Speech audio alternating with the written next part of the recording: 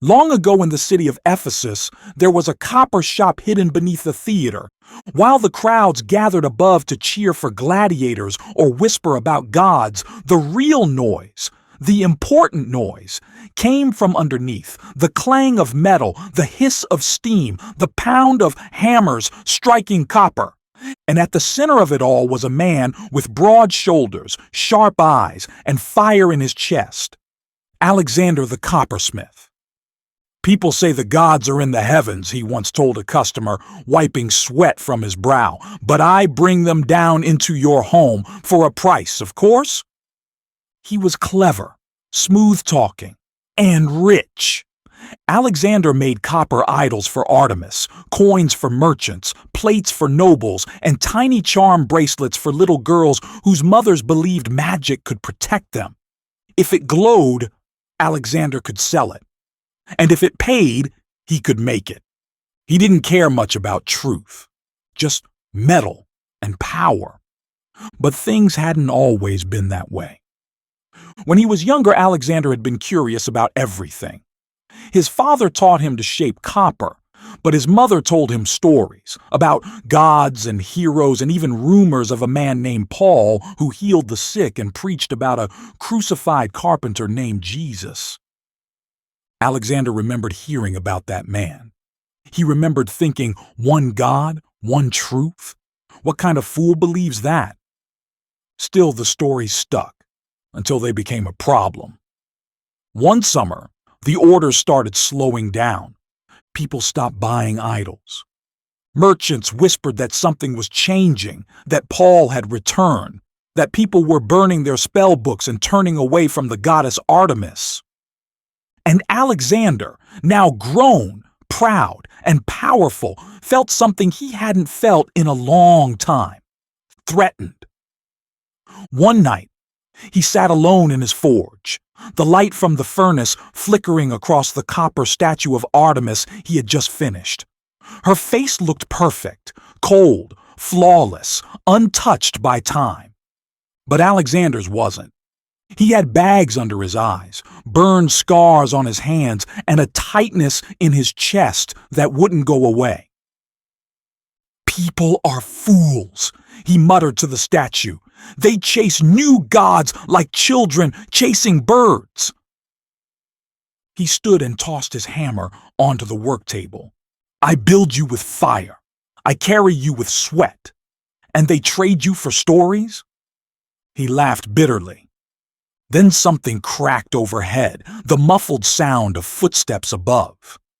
The theater crowd was leaving, but one voice cut through the noise like a knife.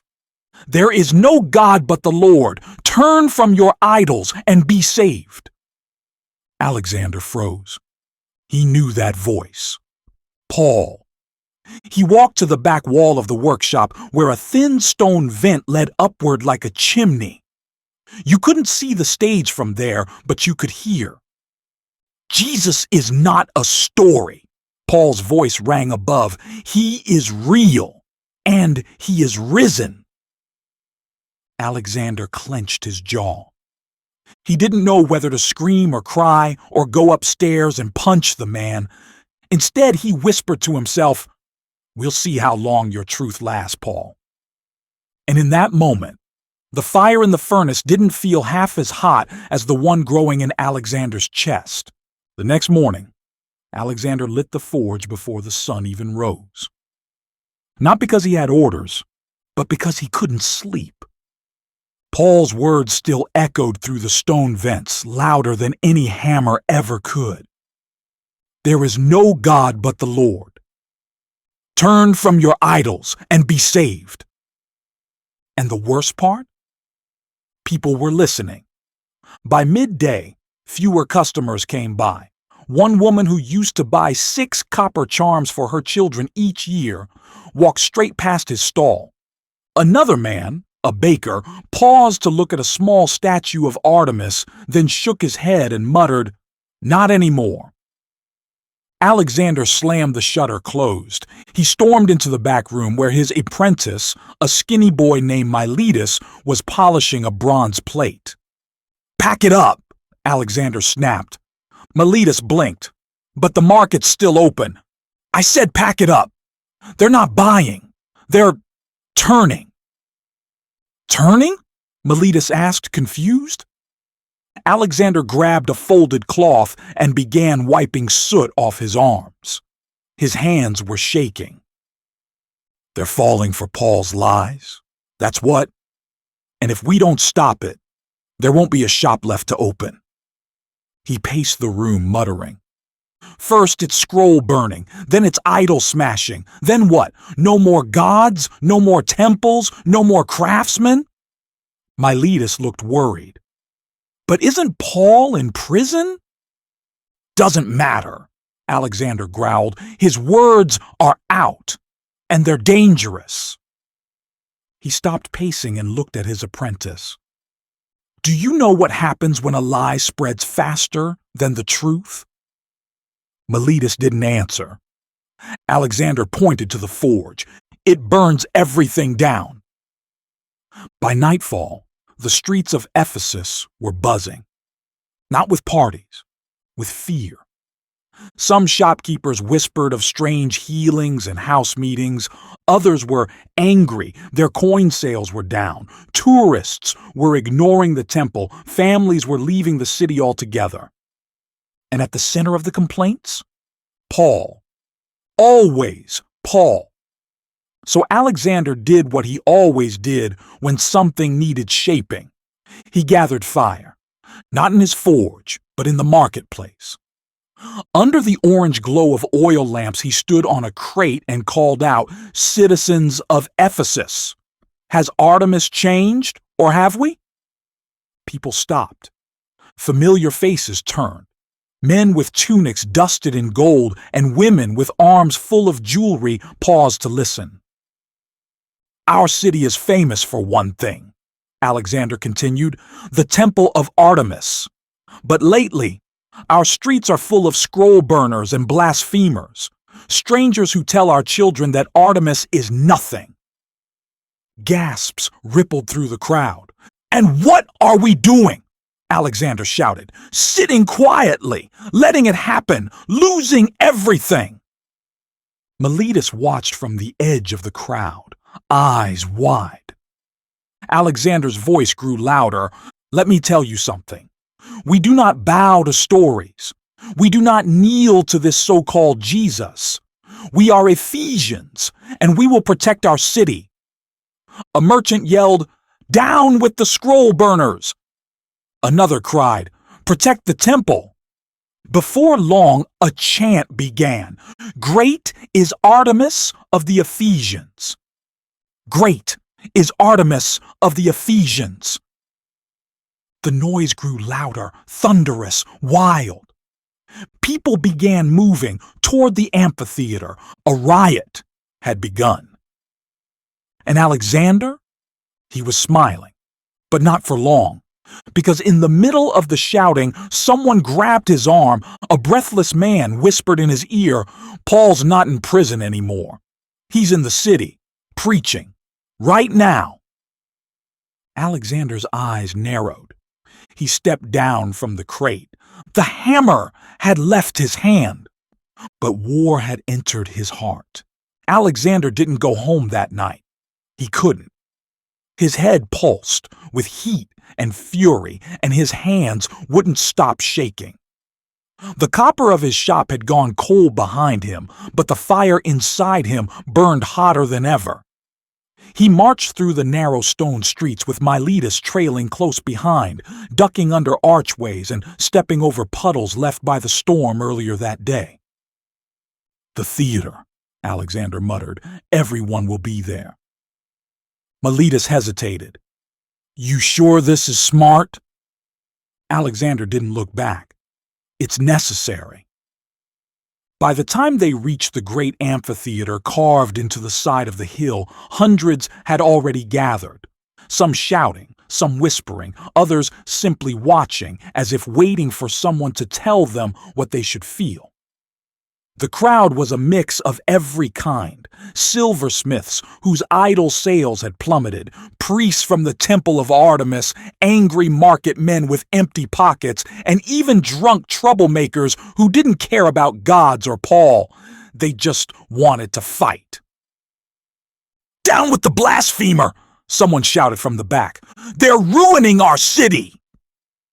Alexander pushed forward through the throng, his voice rising above the noise.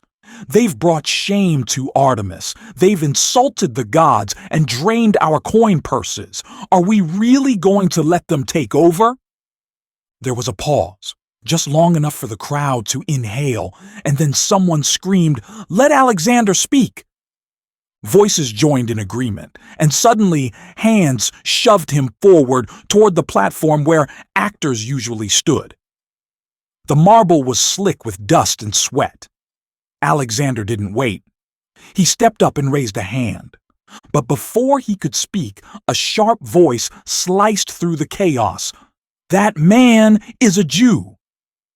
The mood shifted immediately. Cheers turned to murmurs. Murmurs turned to growls. Suspicion boiled in their eyes. "He's with them!" Someone barked. "No, I'm not!" Alexander's hands went up. "I'm not one of them! I billed for Artemis, remember?" It didn't matter.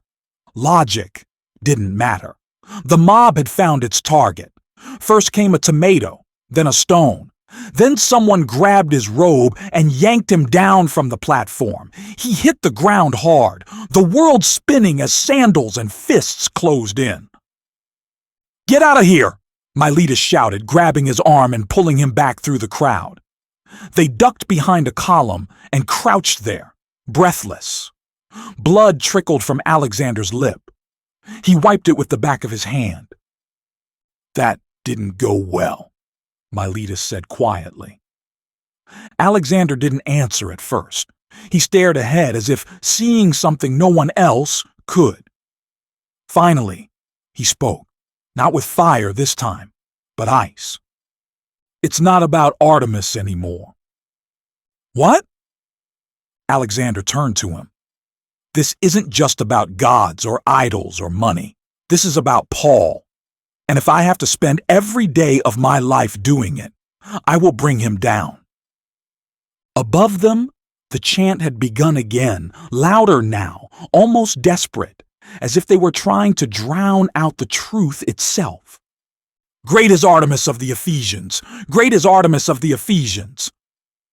The cry echoed through the stones and the hills, but Alexander wasn't listening anymore. He was already planning.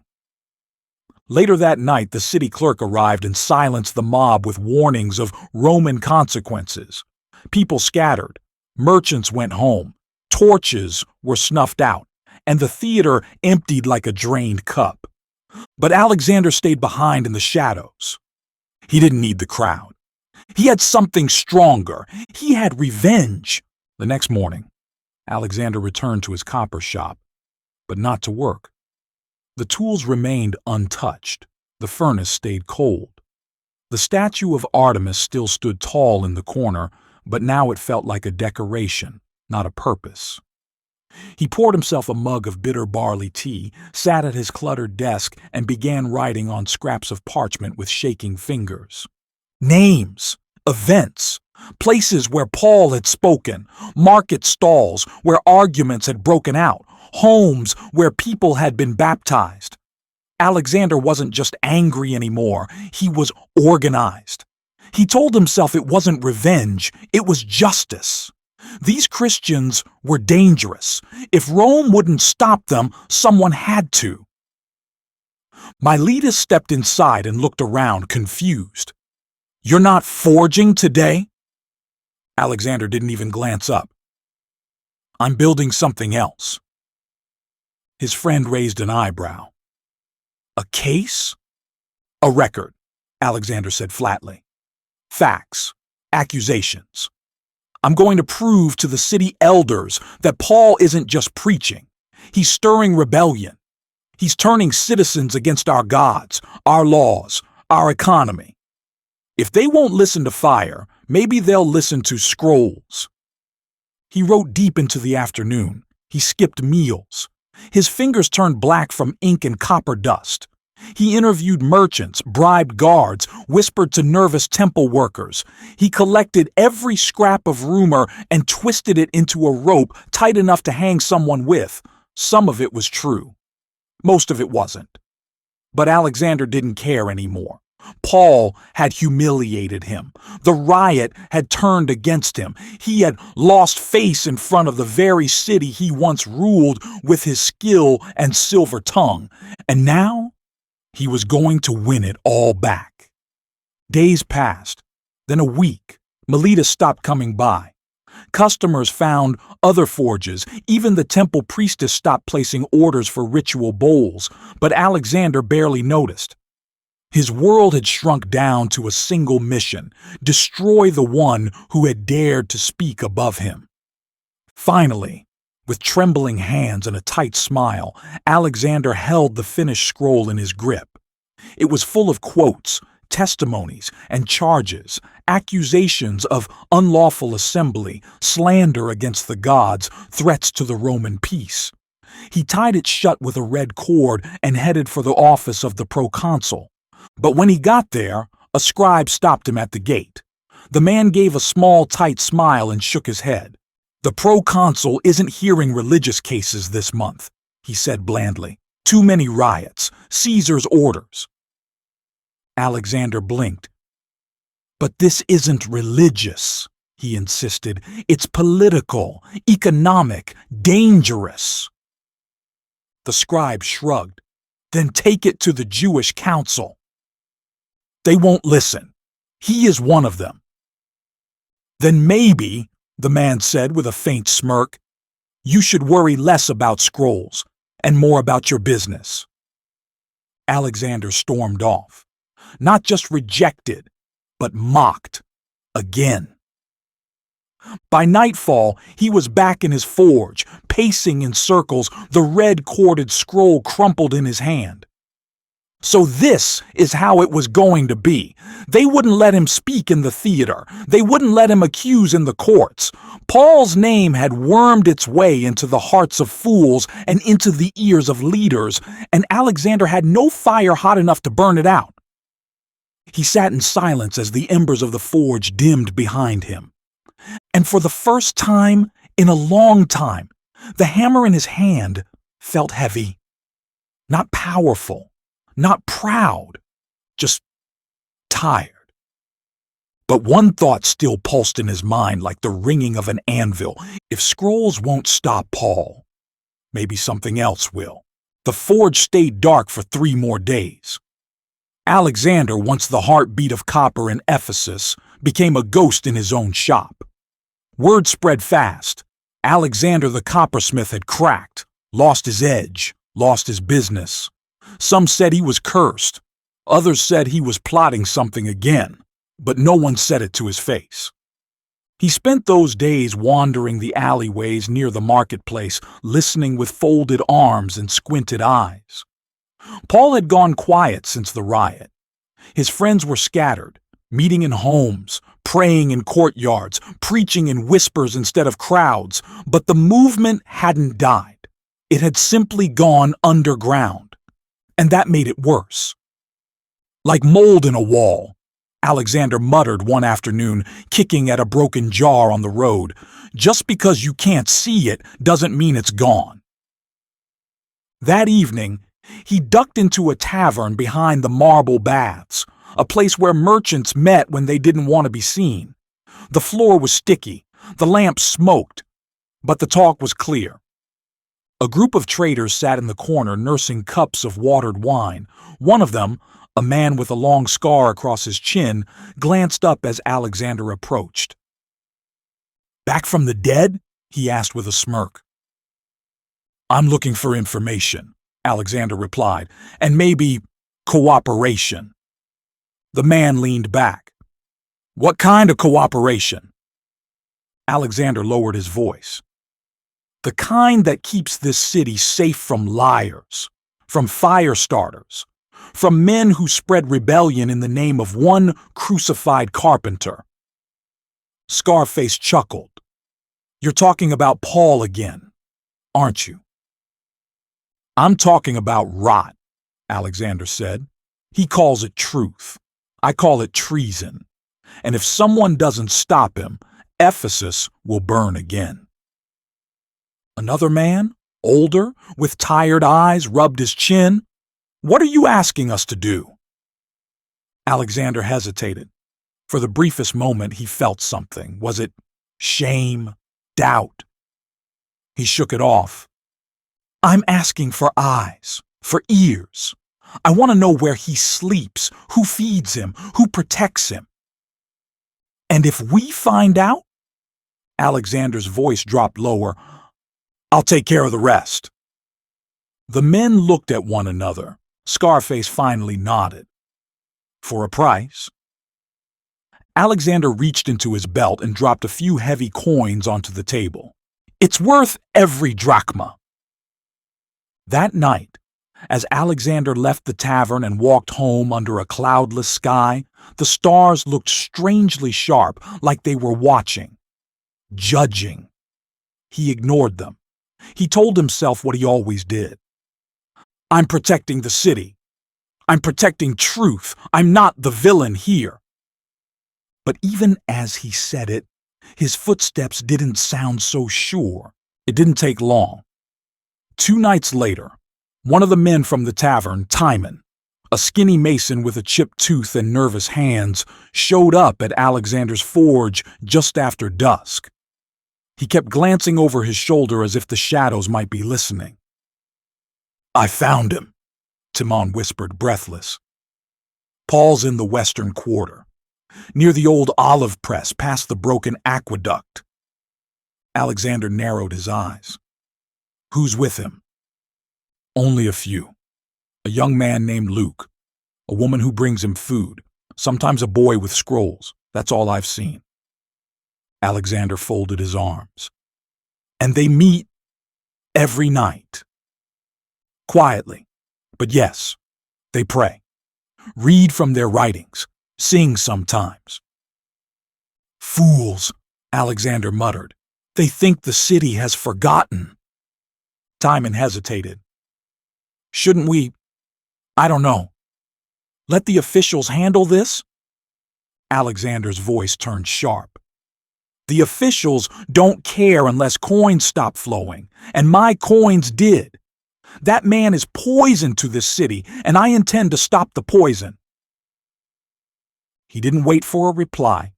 He turned, grabbed his old cloak, and stepped into the night, walking toward the western quarter with fury warming his veins. The streets grew narrower there, darker, the kind of streets where secrets lived and even the wind walked quietly. He followed the directions exactly, past the aqueduct, around the press, through the crooked alley. And there, in the flicker of torchlight, he saw them. Not many, just 5 or 6, huddled together beside a stack of worn clay jars. One of them, young, gentle-looking, read aloud from a scroll. A woman beside him wept softly, and in the center, sitting on a low stool with a cloth over his shoulder, was Paul. Alexander stopped in the shadows, his fists clenched. But what he saw next made him freeze. Paul wasn't preaching. He wasn't shouting about repentance or railing against idols. He was washing the feet of an old man whose legs trembled. God sent his Son not to condemn, Paul said softly, but to save, to serve. And so I serve. Alexander stood there, his mind racing, confused. This wasn't what he expected. He had pictured a riot, a fiery speech, a stage. But this was small, kind, unshakably humble. He wanted to laugh, but it caught in his throat.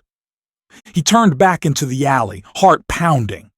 Something strange was happening, something he couldn't explain. He had come ready to accuse, ready to tear Paul down, but he left, unsettled. That night, back at the forge, he didn't sleep. He sat in front of the fire long after it had died down, staring at the coals like they held answers. Is this what truth looks like? he whispered to himself. Scraped knees and dirty feet? He wanted to believe it wasn't, but part of him wasn't so sure anymore. Alexander didn't open his shop the next morning. He just sat there, in the dim glow of the forge, sharpening a chisel that didn't need sharpening. The copper tools were already spotless, the statues already polished, but his thoughts, those were the things that needed sorting. His hands moved, like muscle memory. But his mind was a storm. He couldn't stop replaying the moment. Paul kneeling, hands soaked, speaking not like a leader, but like a servant. No shouting, no speeches, just compassion, just conviction. The kind of quiet truth that didn't need fire because it was fire. Why had that shaken him so deeply? He had faced competition before, fought rivals, outworked half the metalworkers in Ephesus. But this wasn't business. This wasn't profit. This was something deeper. He threw down the chisel and stood. What is happening to me? He muttered, pacing. He's just a man, a prisoner, a troublemaker with a story. But no matter how loud he argued with himself, the stillness in his chest kept whispering back. What if it's not just a story? By evening, he couldn't take it anymore. He left the shop and walked through the back alleys again, cloak pulled tight, head down. This time he didn't stop in the shadows. He stepped out into the light of the small gathering near the aqueduct, boldly, intentionally. Paul looked up, surprised, but not shaken. Alexander, he said quietly. You came. Alexander's jaw tightened. Don't flatter yourself. I'm not here to join you. Paul only nodded. Then why are you here? Alexander didn't answer at first. The group had fallen silent. The young man with the scroll paused mid-sentence. The woman set down her jar. All eyes turned toward the coppersmith. I saw what you did, Alexander finally said, voice low. You washed that man's feet like you were less than him. But you've stood in courts, debated philosophers, started riots. What changed? Paul smiled, small, gentle. Jesus. That name again, Alexander growled. Paul didn't flinch. He didn't come to rule by force. He came to serve, to give, to carry the weight of our sin, and he changed me. You could have had power, Alexander said, respect, wealth. I had all of it, Paul said, and I lost it gladly for the truth. That word hit harder than a hammer. Truth! Alexander stepped back. He didn't want to admit it, but something about Paul's voice made the word feel heavier, realer, like it had skin and bones. I should report you, Alexander said suddenly, deflecting. Paul didn't budge. Then report me. But remember this, you heard the truth tonight, and once you've heard it, you're responsible for what you do with it. Alexander froze. That sentence stayed with him all the way back to the copper shop. He slammed the door shut and leaned against it, breathing hard. You're responsible now. He looked around at the idols on his shelves, shiny, perfect, lifeless. Then he looked down at his own hands, calloused, skilled, stained. For the first time in a long time, Alexander felt something unexpected. He felt afraid. That night, Alexander didn't sleep. He lay on his back staring at the blackened ceiling of his shop, listening to the faint hiss of the coals cooling in the forge. Normally, that sound soothed him. It was the sound of a job well done, of profit earned. But tonight, it just sounded hollow. The hammer wasn't satisfying anymore. The shine of copper didn't give him peace. All he could hear were Paul's words. You heard the truth tonight. And once you've heard it, you're responsible for what you do with it." Alexander sat up with a groan and rubbed his hands over his face. He hated how much that one sentence had burrowed into his chest like an ember he couldn't put out. He tried telling himself it was just a tactic. Paul was just clever with words, but deep down he knew it wasn't that. It was something real. The next morning, he forced himself to open the shop. People came in, ordered charms and statuettes, and Alexander forced a smile. He poured the molten copper, etched delicate patterns, even blessed the idols, just like always. But none of it felt like it mattered. Every clang of metal felt like a lie he was trying to drown out. By midday, he slammed his tools down and walked outside. Ephesus was bright, loud, alive. Street vendors called out prices, priests offered sacrifices, children played beside the colonnades, and yet it all looked different to him now. He wandered down toward the library steps where he often went to clear his head, but instead of sitting, he paced. What was he supposed to do? Walk away from his trade, admit Paul was right, ruin everything he'd built? He was Alexander the Coppersmith. People respected him, feared him. He made gods. But that was the problem, wasn't it? He made gods, and Paul served a god he couldn't make.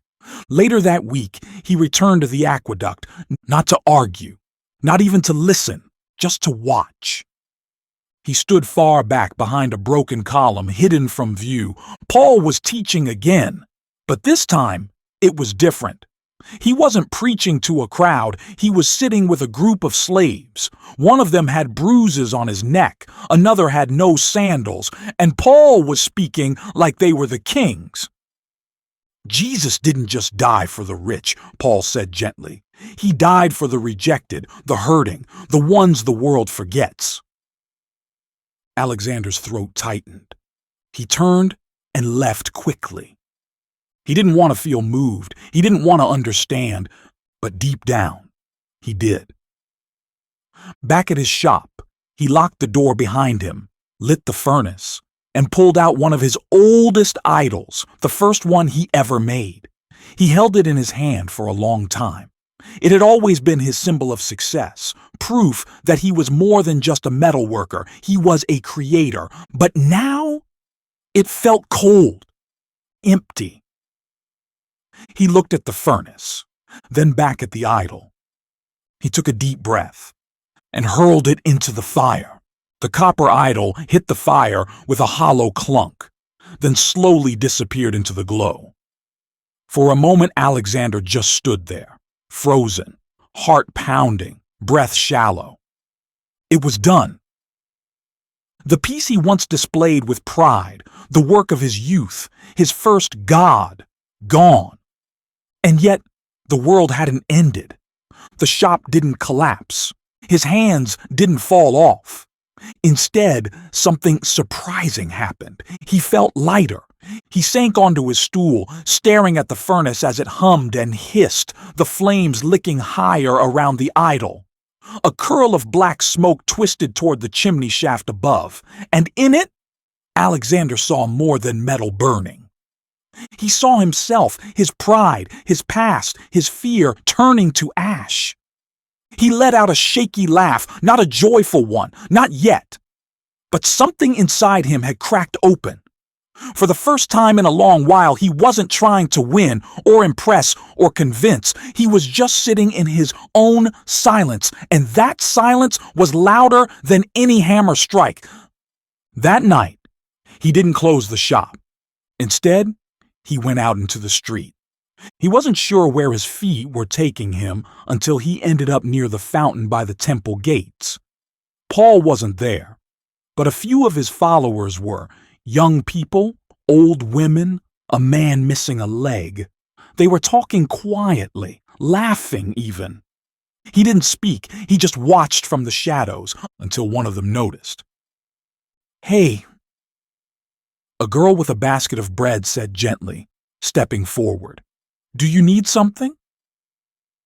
Alexander hesitated, then gave a nod. Not yes, not no, just a nod. The girl looked him over, then smiled like she understood. "We're meeting again tomorrow. Same place. You can sit in the back if you want." She handed him a piece of bread and walked away. Alexander stared at it in his hand. It was simple, rough. Nothing like the fancy loaves the merchants bought, but it felt real. He took a bite and wept. The next morning, he woke early and returned to the aqueduct. This time, he didn't stand far back. He didn't hide behind the column. He sat down near the edge of the group, quiet, tense, but present. Paul was there, and Paul saw him. Their eyes met for just a second. Alexander thought Paul might stop, call him out, ask him to leave. But he didn't. He just kept teaching. That was almost worse. Mercy always stings more than judgment when you know you don't deserve it. Afterward, as the group thinned out, Paul approached. "I didn't expect to see you here," he said calmly. Alexander didn't know what to say. His mouth opened, but nothing came out. Paul waited. "I threw it in the fire," Alexander finally whispered. Paul raised an eyebrow. "What?" "My first idol," Alexander said, his voice cracking. "The one I was proud of, the one I thought made me important. It's gone now. I burned it." Paul was quiet for a long time, then nodded slowly. "That's a start." Alexander looked down. "I don't know what I'm doing." Paul placed a hand on his shoulder. "No one does in the beginning." The fire was gone, but the heat lingered. Alexander could still feel it on his palms, in his chest, deep in his thoughts. Every step he took that week felt like walking through smoke. He'd burned the idol, he'd spoken with Paul, he'd tasted mercy. And yet, something inside him still stirred like coals, refusing to die out. He returned to his shop each day, but he didn't light the furnace. Instead, he swept the floors, rearranged the tools, let the copper dust settle like snow on his unused workbench. He didn't take new orders. He told customers the shop was under repair. The truth was, he was under repair. Every morning he passed the spot where the girl with the bread had stood. Sometimes she was there again, sometimes not. But each time, he remembered the quiet kindness in her voice. The Christians met in smaller groups now. Paul had grown more cautious. Roman officials had started watching. A few shop owners were grumbling louder about the Jesus people taking business away. And though Paul said not to fear, Alexander could feel it. Tension. It hung in the air like the smell of melted copper. He stayed on the edge of things, close enough to listen, far enough not to be noticed. Until one day he couldn't stay in the background anymore. It happened just as the sun was rising. Alexander had opened his door early, intending to start fresh, maybe melt down the rest of the leftover charms, clean the soot from the furnace walls. But he didn't even make it through breakfast before the shouting began. "Where is he? Where's the Coppersmith traitor?" Alexander froze mid-bite. Outside, the voices grew louder. He stepped to the window and peeked out. A small group of men, shopkeepers mostly, were standing in the street. Two of them held broken idols. Another carried a burned scroll. All of them were angry, and they were pointing at his door. A neighbor, a potter from across the way, was already speaking to them. "He hasn't made idols in weeks," the potter said. "Says his forge is out of alignment." "Liar!" someone hissed. "He's one of them now." Alexander backed away from the window, heart pounding. He didn't know whether to bolt the door or go outside. His instinct screamed, "Run!" But another voice, gentler, clearer, whispered in his heart, "You didn't burn the idol just to hide again." He stepped outside. The street quieted for a moment. "There he is," one of the men spat. "Come to preach, Alexander? Or just here to spit on the rest of us?" Alexander took a deep breath. "No preaching," he said softly. "I'm not here to argue." "Well, you picked a side," said another. "You think you're better than us now." "No," Alexander replied, "just different." The group moved in, not to strike him, but to humiliate him. They began shouting louder, calling him a traitor, a sellout, a fraud. A few spat at his feet.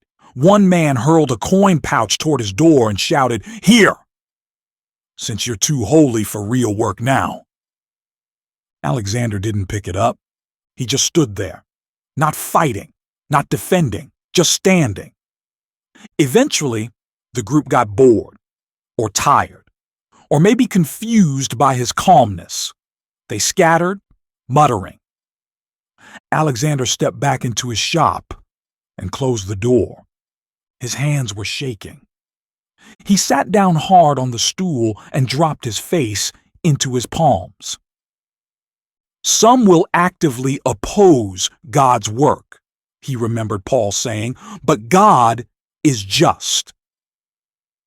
That day, Alexander didn't fire the forge. He didn't leave the shop. He just sat in silence, breathing, praying. By evening, there was a knock at his door. He opened it slowly. It was Paul. "I heard," Paul said simply. Alexander gave a weak smile. "Word travels fast when people shout in the street."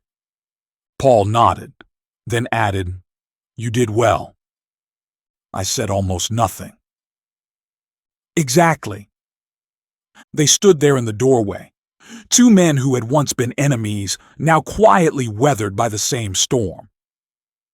"I don't know how to keep going," Alexander finally said. "Some days I think I'm doing the right thing. Other days I think I'm just a man who burned his old life down and doesn't know what to build next." Paul placed a hand on his shoulder. "Then don't build yet. Just stay near the fire of God. Let him shape you this time." Alexander didn't have words for that, but he nodded. And for the first time in days, he didn't feel alone. Alexander had hoped things might quiet down after the outburst in front of his shop, but they didn't. If anything, the looks got colder, the whispers sharper. Some customers stopped coming. Others came only to gawk or toss insults.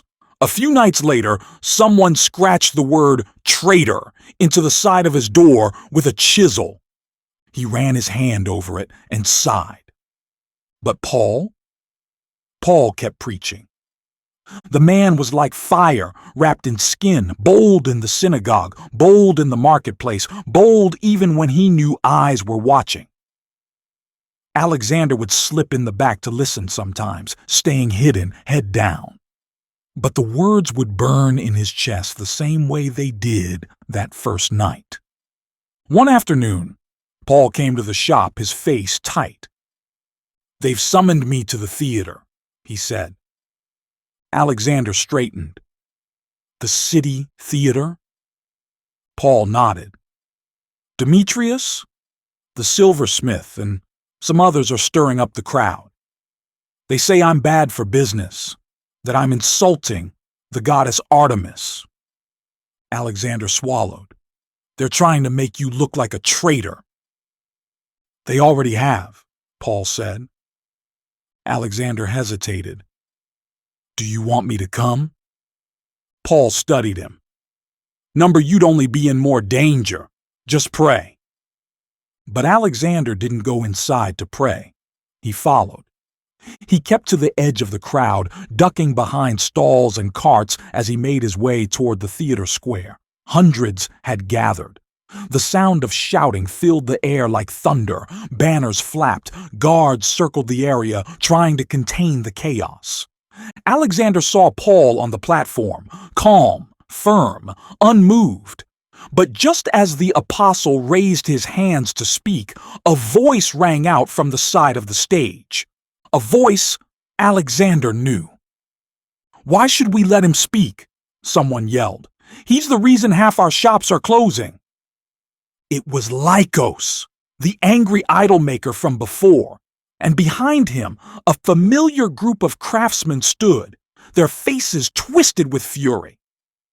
"He preaches against our gods," another barked. "He disrespects Artemis." The crowd surged in agreement. Alexander watched, breath tight, as Paul tried to speak, but the roar of the people drowned him out.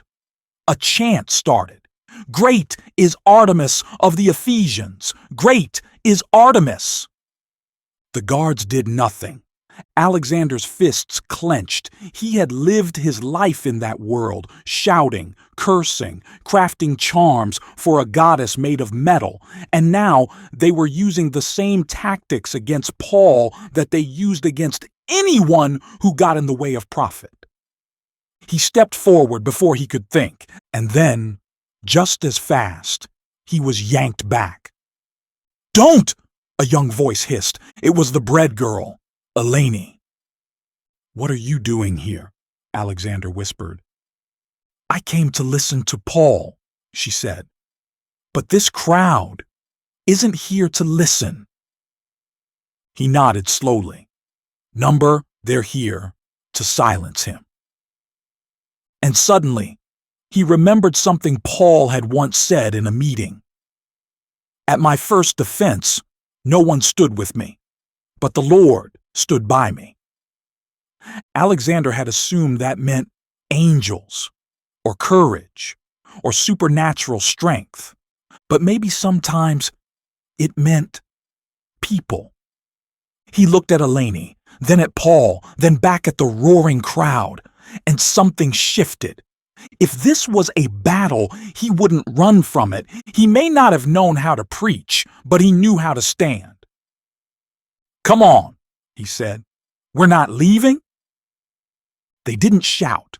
They didn't fight. They just stood silently at the edge of the crowd, close enough that Paul could see them. A girl with bread-stained hands, a coppersmith who had laid down his hammer. And when Paul looked over and saw them standing there, his eyes softened.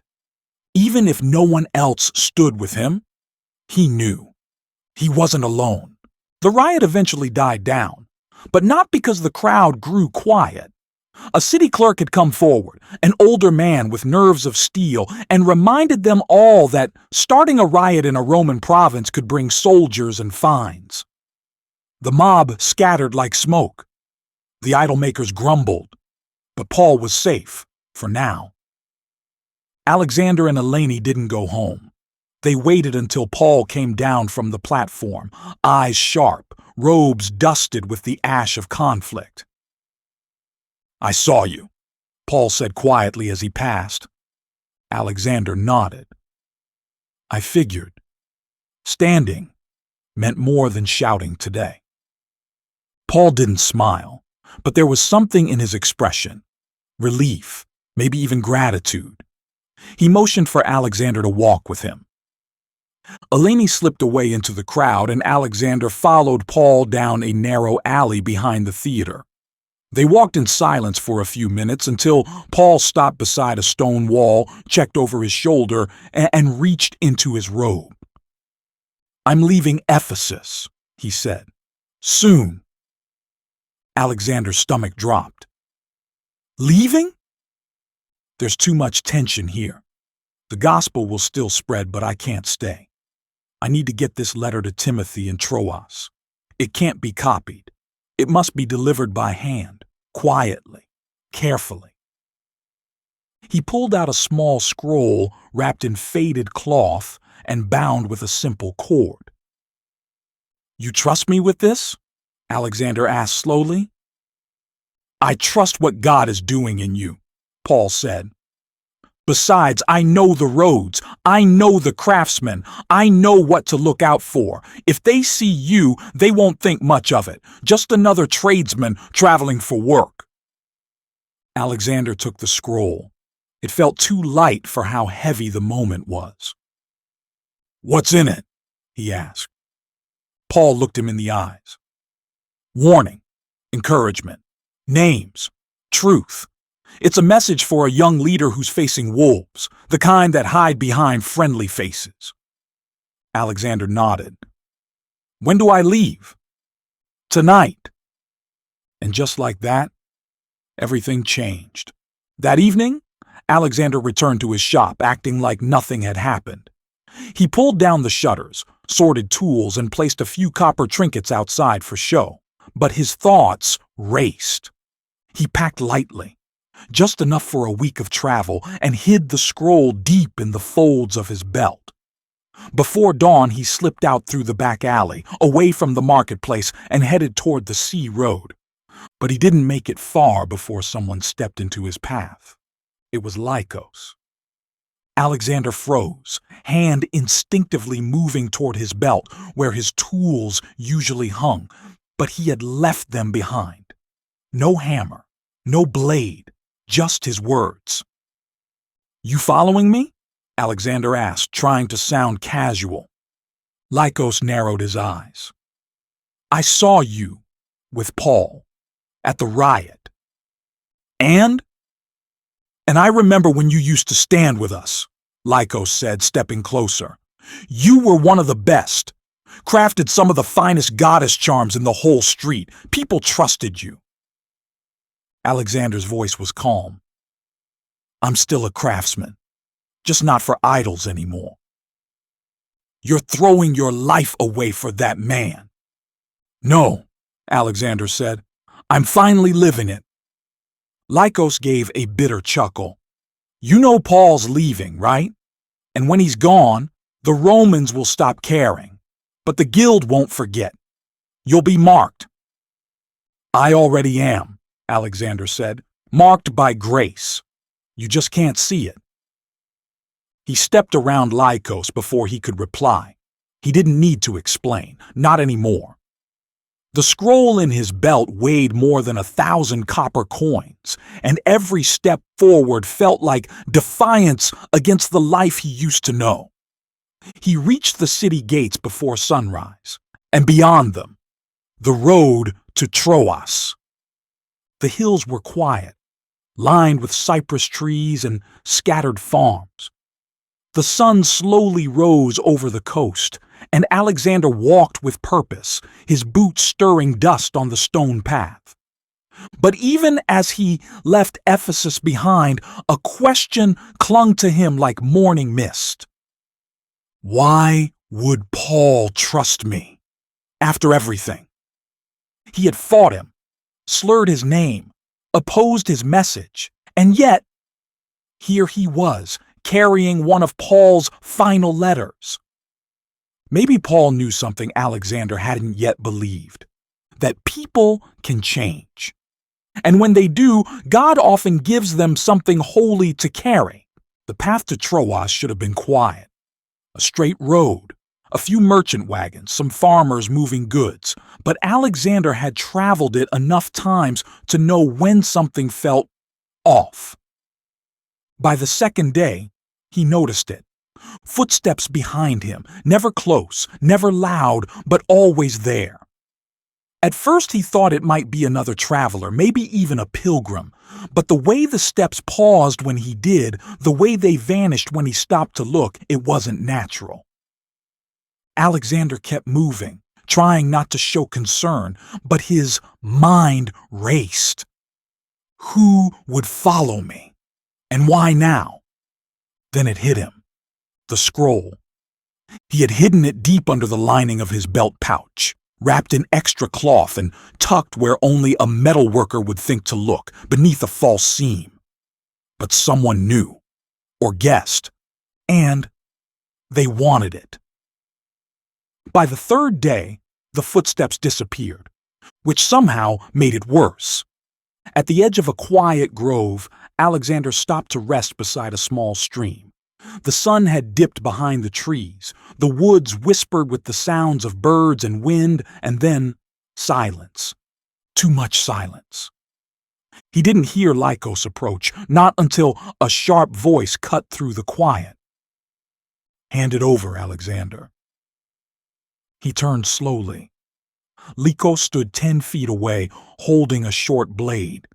His expression wasn't angry, it was cold. "You've really become one of them, huh?" Lycos sneered. "Running scrolls for Paul, preaching in the alleys, pretending you're better than us." "I'm not better than anyone," Alexander replied, rising to his feet slowly. "I'm just different now." "You were supposed to be loyal to us.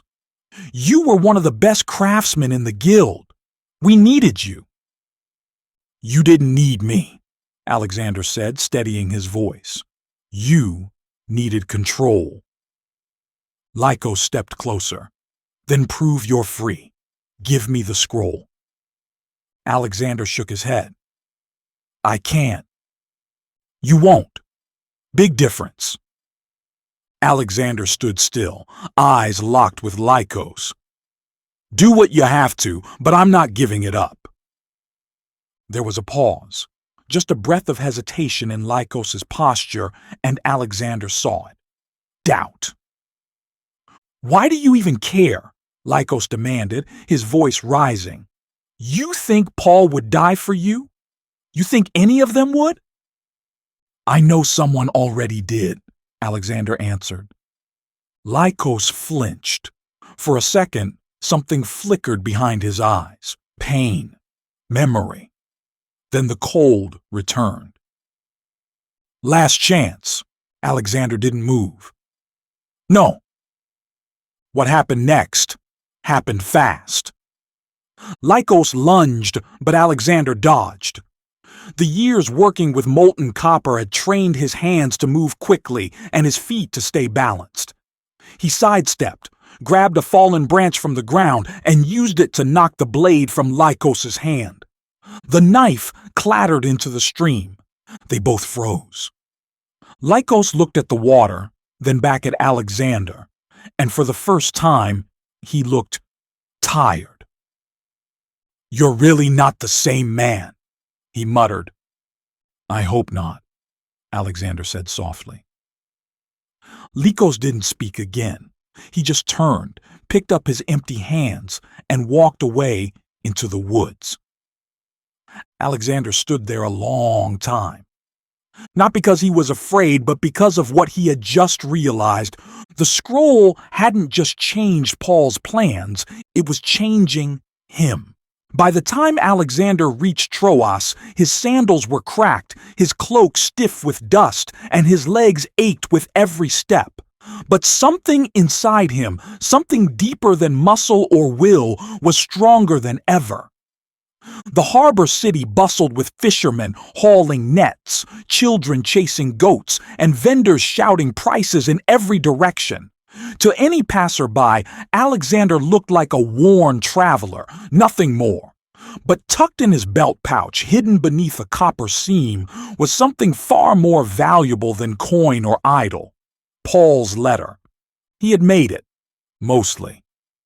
As he stepped into the shaded courtyard of the home where believers gathered, he wasn't sure what to expect. Guards? A trap? Another Lycos? But instead, a young woman opened the door and blinked in surprise. "Can I help you?" Alexander cleared his throat.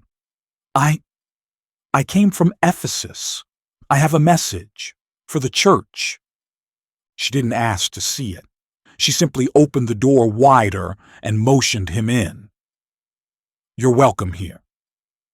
That simple phrase, "you're welcome here," nearly undid him.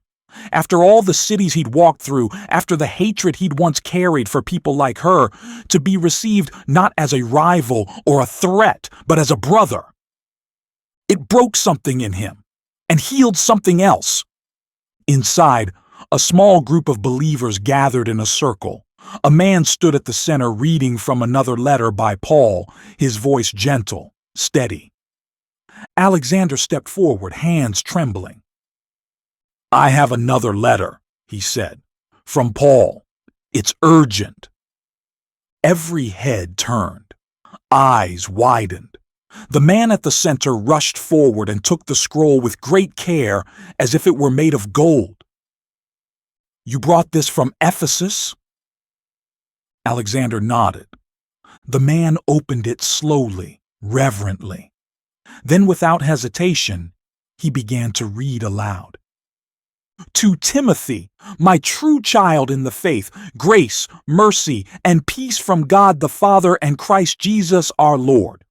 As the words poured out, Alexander sat quietly in the corner.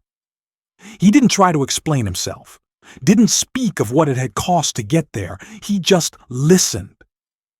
Line after line, Paul's words stirred the room like wind in dry grass. The believers leaned in, tears on some cheeks, smiles on others. But when the reader reached one particular part, the room shifted. "Alexander the Coppersmith did me great harm. The Lord will repay him according to his deeds." The name struck the room like a thunderclap. Alexander froze. Heads turned. Eyes darted toward him. The reader paused, uncertain, but Alexander lifted his head, voice low but steady. "I did do great harm," he admitted, "but the Lord has already started repaying me with mercy." A long silence followed. Then one woman whispered, "So, you're him." "I was," he said, "but not anymore." And then grace happened. Not a lightning strike, not a sudden cheer, but the simple, sacred nod of welcome from one brother, a shared smile from another, a hand extended, forgiveness in motion. The group continued reading. Later that night, after food had been shared and songs softly sung, Alexander stepped outside. The sea breeze brushed his face, stars twinkled above. He didn't feel important or heroic. He felt something better. Free. He whispered into the night, not to Artemis, not to copper gods, but to the one he had once mocked. "Thank you for letting me carry something holy, even after all I've done." No fire blazed in the sky. No voice thundered back. But Alexander didn't need one, because this time he knew the truth. And he had carried it all the way home.